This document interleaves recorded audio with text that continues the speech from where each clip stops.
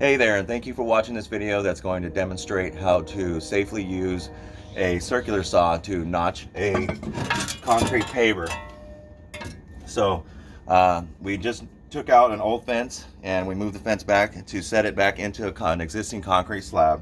And I'm going to go ahead and reinstall my paver that I had to move out of the way for the post. But as I went to go install it, I've got everything level and consistent, so as much as I can. But when I went to go install it, I noticed that the pole does stop me a little bit from getting that in there. So what I need to do is I need to go ahead and take a little notch, about a 1/4 inch notch, that's going to set back about 1.5 inches the thickness of this post, so that we can make it fit in there. That's what we're going to do.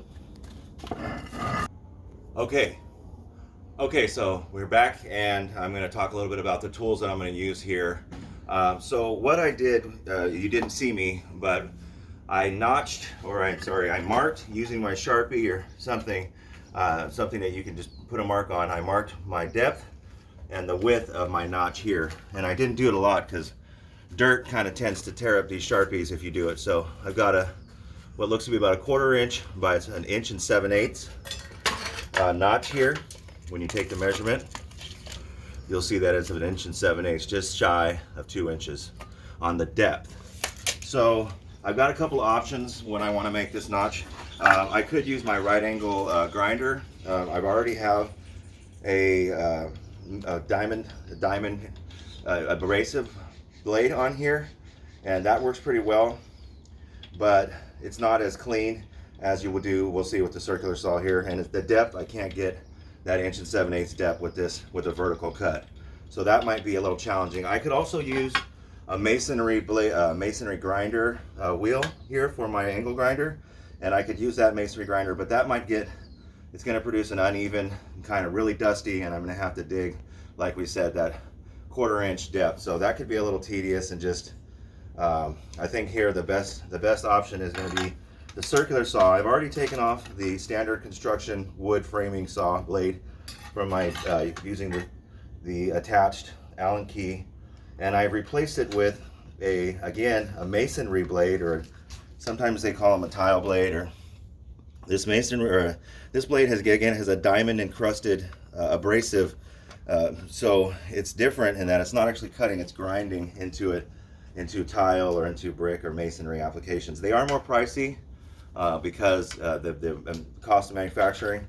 But if you follow what I'm going to do today, you can extend the life of the blade by using water. We're going to use water, a slight little bit of water, and not only does two things: that keeps the dust down to a minimum, and that also like I said, keeps everything cooler. Heat tends to warp and destroy metal, so being able to keep things cooler in your cuts, you're going to be able to extend the life of your blade. And these, like I said, it's probably about a $50 blade as opposed to a $20 blade here for that.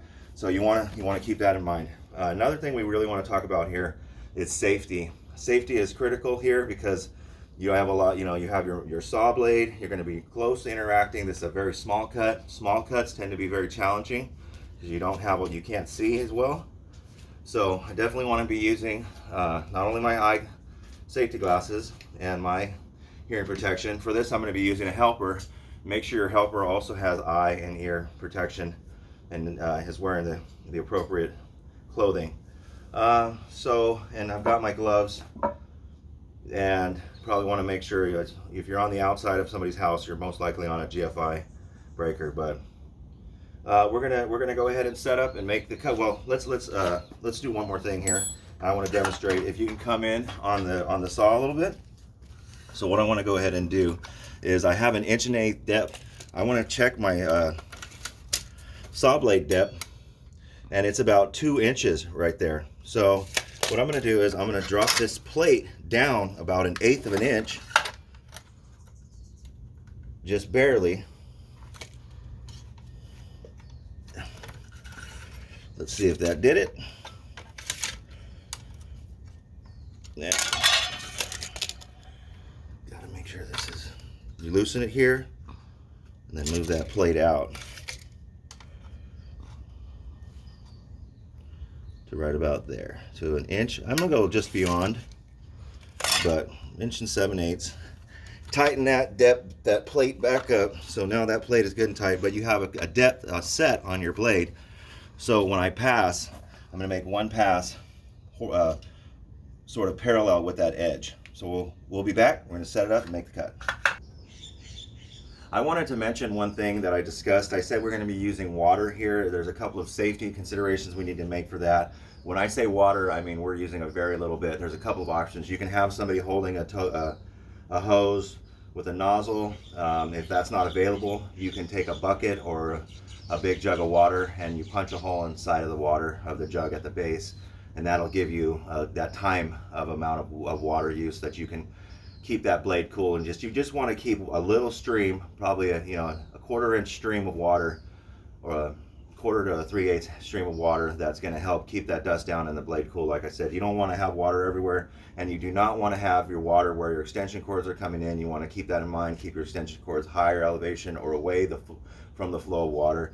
You want to inspect your extension cords and make sure that there's not any cuts or breaks or damages that are going to expose wires that could potentially cause that a shock. You have a chance of being shocked because of if there's electricity in that puddle and you're in that puddle, there's a chance for injury. So like I said, you want to make sure that you keep those environments separate during this operation. You can bring the saw in. A little bit of water on the blade during the operation will not hurt the saw. I've been doing it for years, and it's just part of how things are done. Okay. Hi again. So what I need to do is I'm actually making my cut from this side here with the saw sitting on the work, but the point reference is made on the top. So what I want to do is take my speed square or any tool that you have that's a right angle, and I want to go ahead and transfer that back here to right there. So now, well, let's just go ahead and make a line. We'll just make a line. That's probably a better, safer idea. But, so we're going to go ahead and set up and make this cut now. One thing I want to make sure and mention that I didn't in the beginning with the saw: when you change your blade, when you're doing any work, when you're resetting the pad, any of that, always ensure that your saw is unplugged. You don't want to risk accidentally starting the saw while you're trying to work on it inadvertently. So always make sure you unplug and make the saw safe prior to making your changes. So we're ready. We've got the hose running. Notice it's off in a different direction. And so now my helper is going to bring it around on the saw, and we're going to go ahead and start.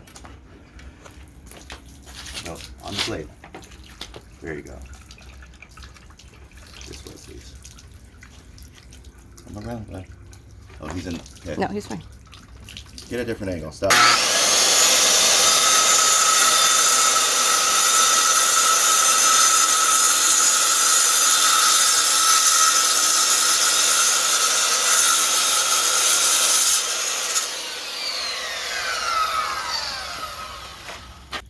So I'm going to go ahead and clean it up. This edge, I don't need to mark it. I can see it there. I'm going to clean it up. I got the depth cut.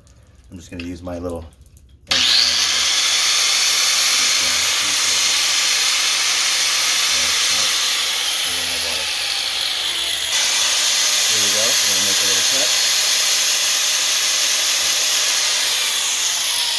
Close.